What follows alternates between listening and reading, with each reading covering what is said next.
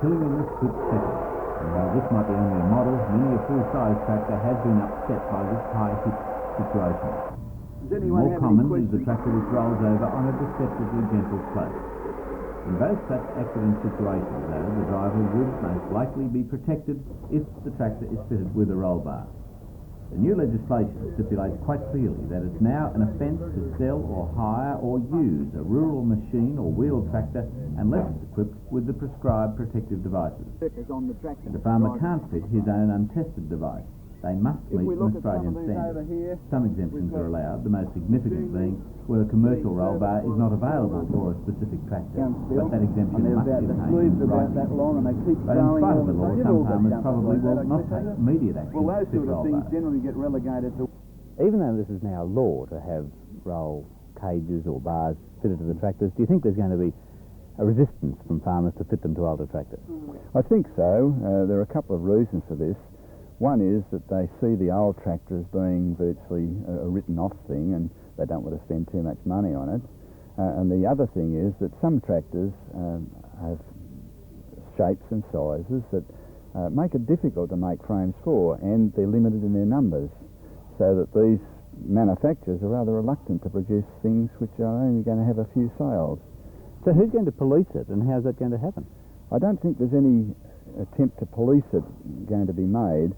The Department of Industrial Relations look after this side of things, and I think the real teeth of the legislation comes from the investigation which might follow a serious injury or death.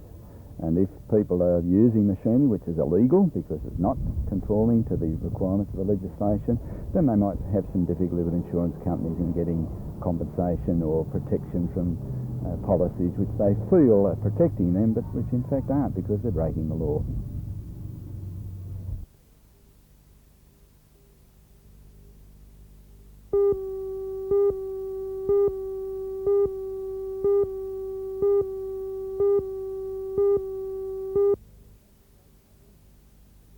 Late today, not all games have been completed, but a pattern that has begun to emerge was one of some disappointment for a number of top local competitors, but a tournament still a very open affair. At last report, the only 3 game winners were Victoria's John Snell and Tamworth's Bob Fowler. Snell this morning beat Leighton's Jack Smith, made 2 of 6 2-game winners after yesterday's round. Latest other results: Watkins, New South Wales, Conway, Tasmania, Sandicott, Queensland beat Sharp, Western Australia, Beatty, Tara overcame Oldham, Waratah, Dakin, Warners Bay beat Salter, Waratah, Fowler, Tamworth, another win beat Bishop of Hamilton.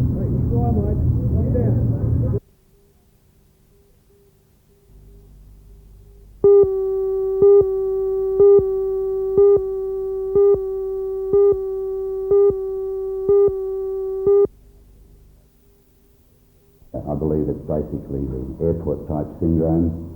You have a situation where people want the benefits of an airport or the benefits of an aluminium smelter in the region, but they don't want the airport in their backyard. That's how Mr. Ross Muller from Tomago Aluminium explains the residents' continuing concern over the proposed toxic waste dump at Wallaroo. He says the 12-metre deep clay cell is the most advanced method available to dispose of the dry waste, and it's part of the smelter's multi-million-dollar commitment to protecting the environment. This sort of technology is way outdated. As an example, the Waste Disposal Authority in Sydney that manages the landfill operation there said they'd never ever do it again, and they're going to treat their waste in Sydney, and that's the way that all modern waste authorities are going. They're treating waste, not just digging holes and putting them in the ground. Meanwhile, residents surrounding the 293-hectare buffer zone and dump site are frightened and angry. I can't see how the creek will not become contaminated. I don't see how you can dig a hole, bury that amount of contaminated waste and expect it to stay there. Terry Price and his wife Ray live in an idyllic setting, surrounded by deer, kangaroos and even their own pocket of rainforest. They see their property in danger of being contaminated, and they aren't satisfied with the assurances they've received so far. Why is there no guarantees? Who's going to pay the compensation if it does go ahead? And they've claimed that they're not going to. If they're so adamant that it won't be polluted, then why not put money where their mouth is? The onus is on Tomago Aluminium to monitor the vegetation, water runoff and soil for traces of toxic matter. The company has set up a fund to ensure that the monitoring continues, but the residents fear that when the 50-year-old lifespan of the smelter comes to an end, that the company won't continue its task for the next 500 years, which is the predicted time that the cyanide and fluoride wastes will remain toxic. A public inquiry is to be held into the proposed toxic waste dump at Wallaroo in August, but it would seem both the residents and Tomago Aluminium will remain resolute in their stands.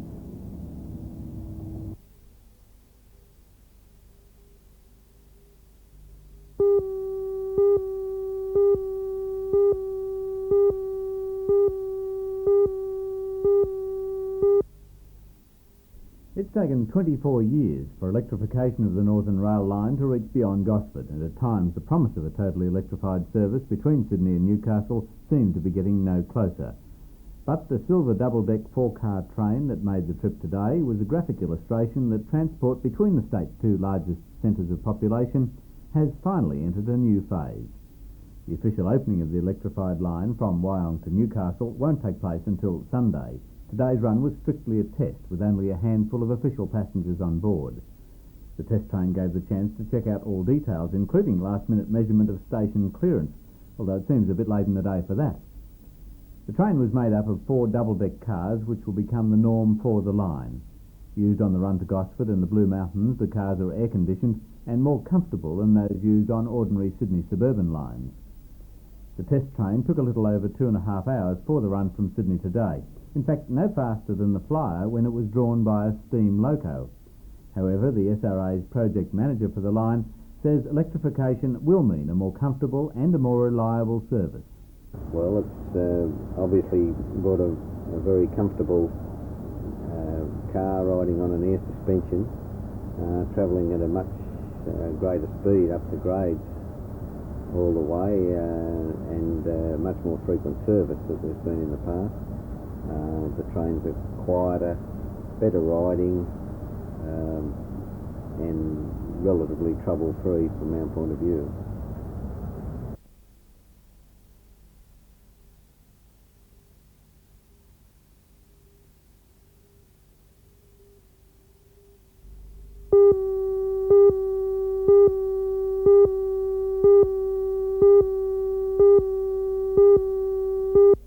Yes, that's quite true, John.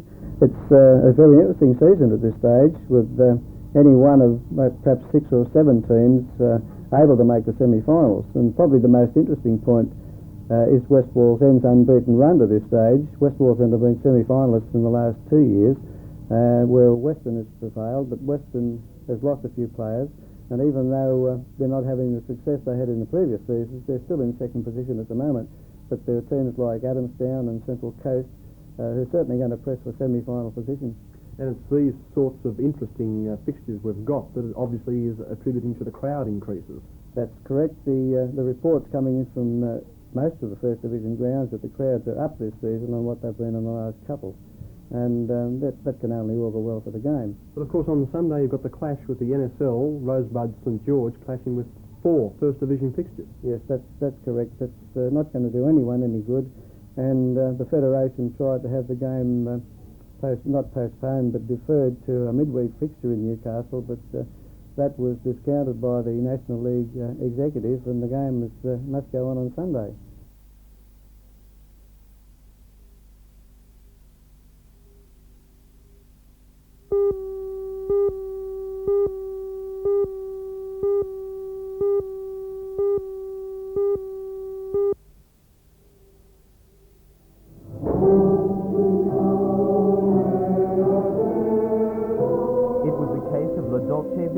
The celebration of the good life that Italians are so famous for. More than 200 people filled the Italian Centre in Hamilton to mark 38 years of the Republic and drink and eat and sing for its continued health.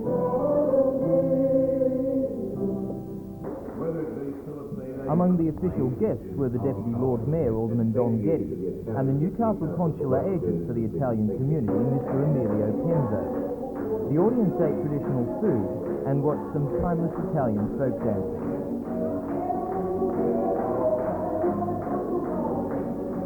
the Republic was born out of a 1946 referendum, and it's a matter of pride for Italians that they can still celebrate its existence today.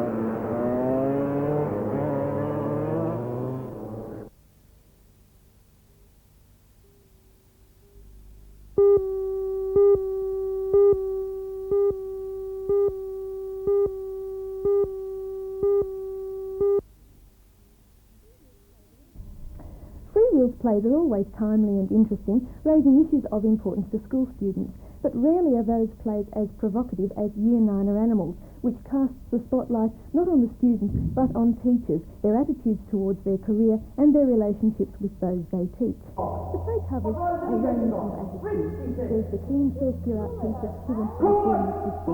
There's the more experienced one who knows how to manipulate the system to get what she wants. And there's the old-timer who goes by the book and rules with a rod of iron, claiming that the kids like and respect it.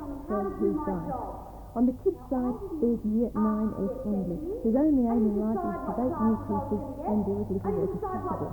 I think this play is probably one of the most crucial Freewheels has done, since it asks what are kids at school for, can the education system provide them all with what they need, and how are teachers to cope with kids who just don't want to be there. Well, it's a very tough little play, and as usual, the Freewheels team makes it jolly good theatre too. What more could you want?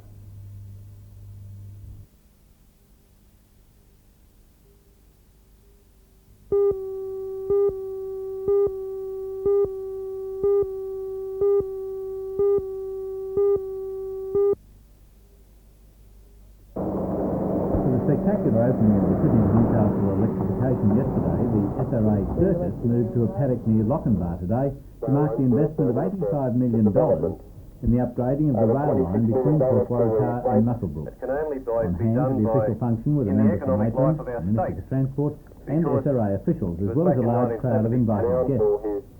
Official speeches made the point that today's function might not be as glamorous as the electrification opening, but was in many ways just as important. Mr. Unsworth said that, in common with most of the world railway systems, freight services had an important relationship to unprofitable passenger service. The Hill, if one is going to try and balance the books, it can only be done by an effective and an efficient freight operation. The movement of coal represents a major component of the income, the revenue of the State Rail Authority.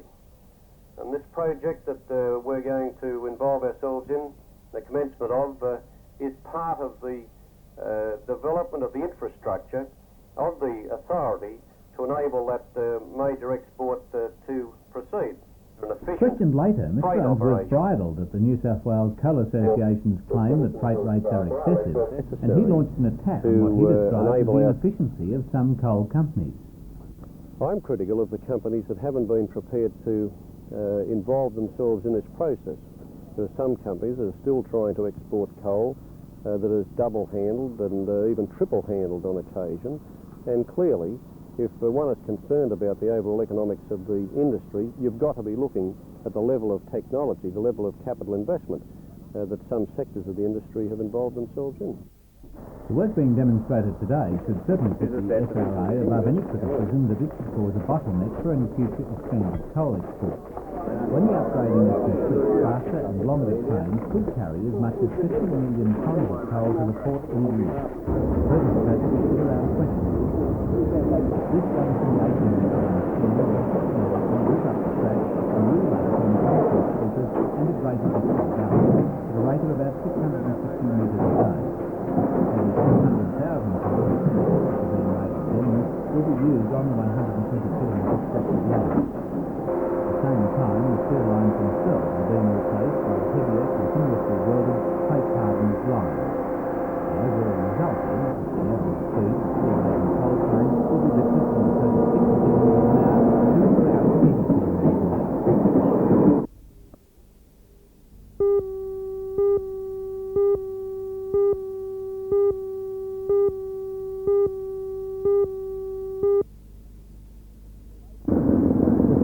Today here in Newcastle onto a ship of very different proportions on their way to the South Pacific, an area described as ideal for these aquatic flying machines. The trip is the brainchild of long-time sailor and Skiff Club official Colin Dixon. Some time ago, Leo, I was having a holiday in Hawaii, and I went into one of the local yacht clubs over there and met the people and explained that I sail 16-footers and they're a very demanding and exciting type of a boat.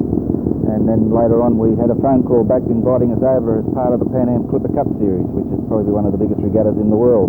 Colin, you're trying to spread this craft around the world, aren't you? This is the start of it all. This is probably the first time that 16-footers have ever gone international.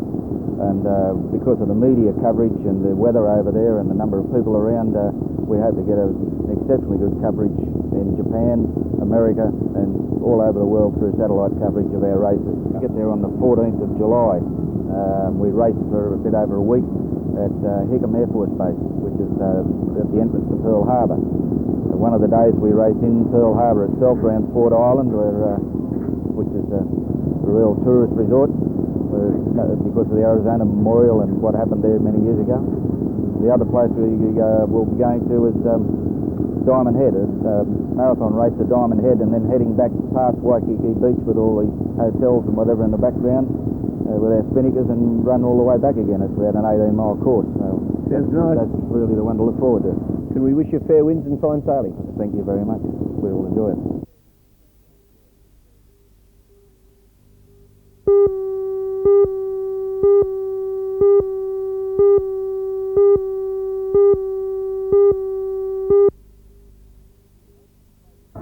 The match was played in fine, warm conditions and proved to be a triumph for the local boys. It was midway through the first half when St Francis Xavier took charge and soon led well to be 14-0 at the break. The supremacy was gained through the forwards, who stuck to their allotted task.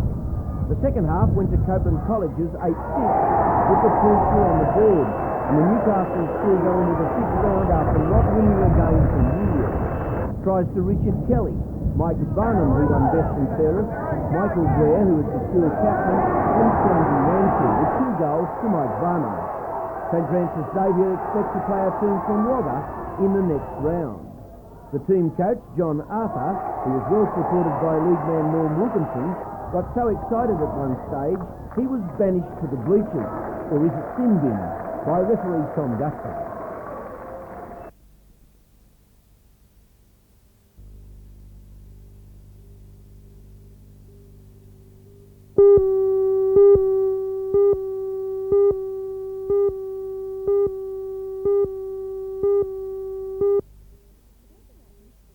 The Black and White Minstrel Show is the kind of event that would look right at home in a leagues club, with people seated around tables in a smoky atmosphere having a few drinks, since it's very much that traditional club-style entertainment. When we did sing through the show that we intended to stop enjoying themselves hugely last night, as they absolutely lapped up a variety of singing, dance, music, juggling and music. I was rather disappointed in the musical circuit, so as it plateaued its way through the big Spanish and romantic and Hollywood and Western numbers. I would have preferred some more continuing in the dancing and some less appropriate costumes. At times they looked like one of these less good end-of-year dancing school concerts, and surprised me to see the figure, it was quite enough of them to make a big impact. Mind you, that didn't seem to matter too much anyway, because the star of the night was comedian Bobby Dennis, who's in that tradition of North of England working man's club comics. His humour was rather close to the bone at times, but he kept the audience on side at every second, telling the traditional jokes about homosexuals, foreigners, mothers-in-law, courting and marriage. As he said, you've got to have a laugh, and laugh they did.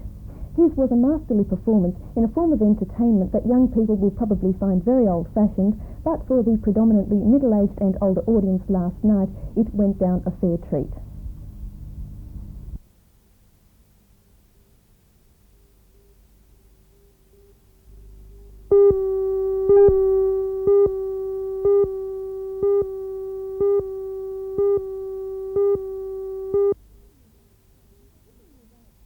Picking the right play is often more than half the battle for amateur theatre companies, and so Maitland Rep starts off well ahead with its production of On the Wallaby. And while the play is a very suitable one for the company also suits the play, giving it a production that's full of heart and conviction. On the Wallaby takes an affectionate look at the years of the Great Depression, with most of the events seen through the eyes of the battling O'Brien family. It's a mixture of music hall, documentary and drama that's always involving. It held my interest unwaveringly throughout. Director John Morris has his big cast giving performances that are honest, straightforward and very likeable, as they show some of the big events of the late 1920s and the 1930s, such as the big waterside workers' strike, the opening of the Sydney Harbour Bridge, the drift towards the Communist Party by the disillusioned, and of course the unrelenting search for work. Well, I won't pick any of them out because it was a good group effort in a play that they obviously felt pretty strongly about.